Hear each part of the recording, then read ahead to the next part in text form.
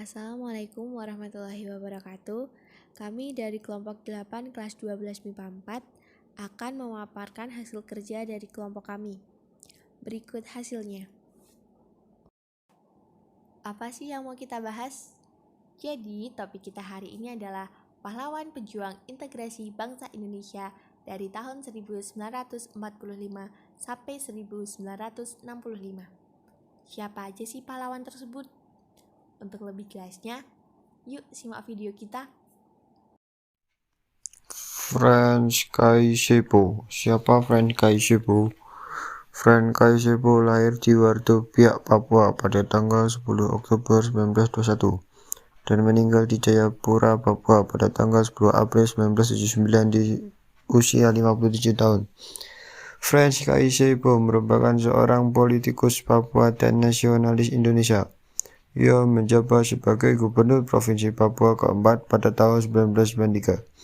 Franz secara anumerta dinyatakan sebagai pahlawan nasional Indonesia atas usahanya seumur hidup untuk mempersatukan Irian Barat dengan Indonesia. Lanjutan sebagai wakil Provinsi Papua, ia terlibat dalam konferensi Malino, di mana pembentukan Republik Indonesia Serikat dibahas. Berdasarkan keputusan Presiden nomor 77 TK 1993, nama Franz Kaisebo ditetapkan sebagai pahlawan nasional Indonesia dari Papua. Jadi, peran Franz Kaisebo dalam menjaga integrasi adalah mempersatukan Irian Barat dengan Indonesia. Untuk mengenang jasa beliau dalam Ospo Ribu, tertera gambar Franz Kaisebo.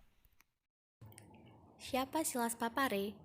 Silas Papare lahir di Serui, Papua, tanggal 18 Desember 1918 dan meninggal di Serui, Papua pada tanggal 7 Maret 1979 di usianya yang ke-60 tahun.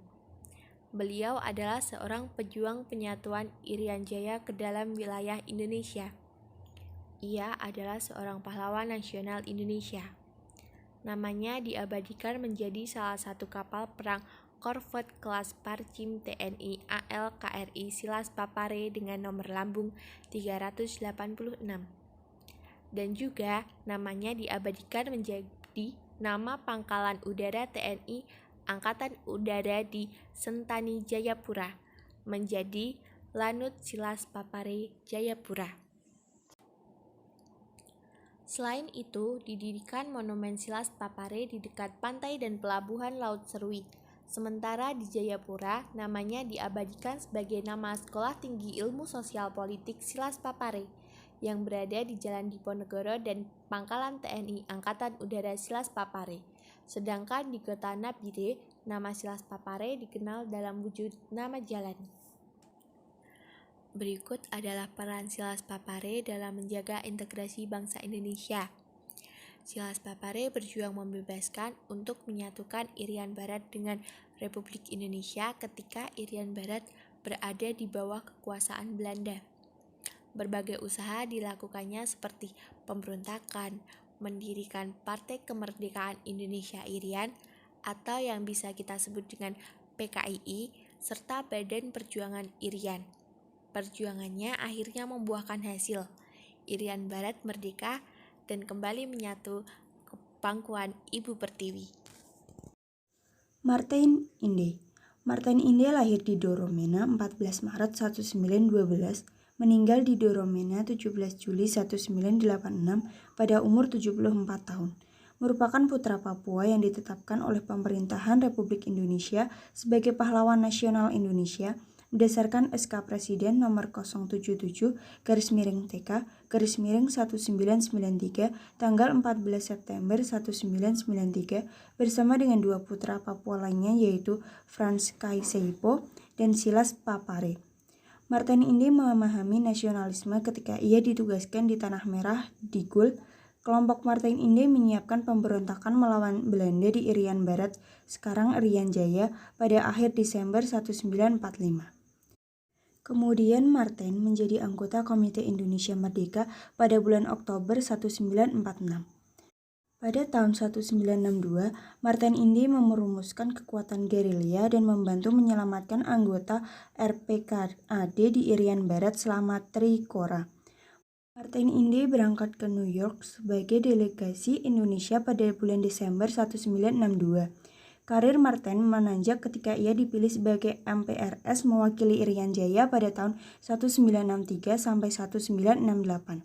Marten Inde juga menjabat sebagai mayor tituler dan kontrolir yang diperbantukan Residen Jayapura.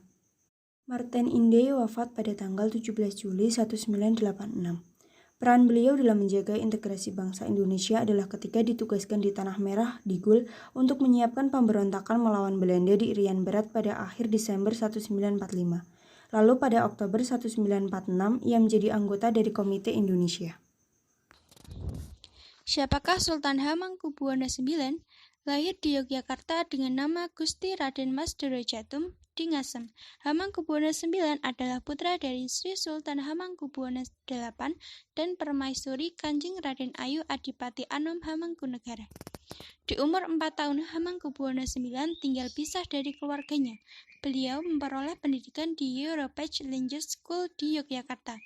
Pada tahun 1925, ia melanjutkan pendidikannya ke Hongger Burgerschule di Semarang dan Hongger Burgerschule di Bandung atau HBS Bandung. Lalu pada tahun 1930-an, dia berkuliah di Rijke University atau sekarang Universitas Leiden, Belanda atau Sultan Henke. Hamengkubuwono IX dinobatkan sebagai Sultan Yogyakarta pada tanggal 18 Maret 1940 dengan gelar ngarsa dalam sampeyan dalam ingkang sinuwun Kanjeng Sultan Hamengkubuwono Senopati ing Ngalengka Abdurrahman Sayyidin Panata Agama Kalifullah ingkang jumeneng kaping 9 ing Yogyakarta Hadiningrat. Ia merupakan sultan yang menentang penjajahan Belanda dan mendorong kemerdekaan Indonesia. Selain itu, ia juga mendorong agar pemerintah RI memberikan status khusus bagi Yogyakarta dengan predikat istimewa. Sebelum dinobatkan, Sultan yang berusia 28 tahun bernegosiasi secara alot selama 4 bulan dengan diplomat senior Belanda, Dr. Lucian Adam mengenai otonomi Yogyakarta. Pada masa Jepang, Sultan melarang pengiriman Romusa dengan mengadakan proyek lokal saluran irigasi selokan Mataram. Sultan bersama Paku Alam IX adalah penguasa lokal pertama yang menggabungkan diri ke Republik Indonesia. Sultan pula lah yang mengundang presiden untuk memimpin dari Yogyakarta setelah Jakarta dikuasai Belanda dalam agresi militer Belanda I. Sultan Hamengkubuwono IX tercatat sebagai gubernur terlama yang menjabat di Indonesia, yaitu antara 1945 sampai 1988, dan Raja Kesultanan Yogyakarta terlama antara 1940 sampai 1988. Siapa Sultan Syarif Qasim II? Yang di-Pertuan Besar Syarif Qasim Abdul Jalil Saifuddin atau Sultan Syarif Qasim II, lahir di Siak Sri Indrapura, Riau, 1 Desember 1893. Ia meninggal di Rumbai, Pekanbaru Riau, 23 April 1968 pada usianya yang ke-74 tahun. Adalah Sultan ke-12 Kesultanan Siak. Ia dinobatkan sebagai Sultan pada umur 21 tahun menggantikan ayahnya, Sultan Syarif Hasyim. Sultan Syarif Qasim II merupakan pendukung perjuangan kemerdekaan Indonesia. Tidak lama setelah proklamasi, dia menyatakan Kesultanan Siak sebagai bagian wilayah Indonesia dan dia menyumbang harta kekayaannya sejumlah 13 juta gulden untuk pemerintah Republik, setara dengan 151 juta gulden atau 69 juta euro pada tahun 2011. Bersama Sultan Serdang, dia juga berusaha membujuk raja-raja di Sumatera Timur lainnya untuk turut memihak Republik. Namanya kini diabadikan untuk Bandar Udara Internasional Sultan Syarif Qasim II di Pekanbaru. Siapa Ismail Marzuki? Ismail Marzuki lahir pada 11 Mei 1914 di Jakarta. Ismail Marzuki memang berasal dari keluarga seniman. Lagu yang diciptakan Ismail Marzuki itu sangat diwarnai oleh semangat kecintaannya terhadap tanah air. Pada tahun 1936, Ismail Marzuki masuk perkumpulan musik Live Java dan berkesempatan mengisi siaran radio. Ketika RRI dikuasai Belanda, Ismail Marzuki yang sebelumnya aktif dalam orkes radio memutuskan keluar dan kembali lagi ketika RRI diambil alih Republik.